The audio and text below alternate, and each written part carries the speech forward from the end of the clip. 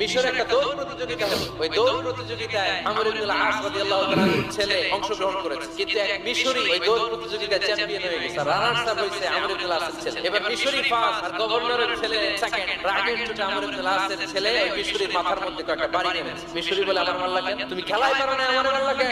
আনা আব্দুল আকরামি, আমি গভর্নরের পোলা, আমি যা বলবো এটাই হবে, আমার উপরে কথা নাই। মিশরি মনে দুঃখ নিয়ে মদিনায় চলে আসলেন। এসে বললেন, আমিরুল মুমিনিন, আপনি আমর ইবনুল আস রাদিয়াল্লাহু তাআলা কে মিশরের গভর্নর বানিয়ে পাঠিয়েছেন। একটা প্রতিযোগিতায় আমি চ্যাম্পিয়ন হয়েছি, ওনার ছেলে হয়েছে রানার আপ। কেন সে চ্যাম্পিয়ন হতে পারে না? এই কারণে আমার মাথায় লাঠি দিয়ে 3টা বাড়ি মেরেছে। ওমর ফারুক বললেন, তাই আগামী বছরের অমুক তারিখ আমি সব গভর্নরদেরকে ডেকে হিসাব নিতে ওই দিন তুই থাকবি। ওই দিন 7 রাজ্য থেকে 7 গভর্নর হাজির, গভর্নরদের ছেলেরাও হাজির। নিজে একটা লাঠি এনে মিশরের হাতে দিয়ে বলল, এবার তোর মাথায় যতটা মারছে তুই ততটা গুনে গুনে মার, আমি দেখবো। সে বলতেছে, থাক আপনি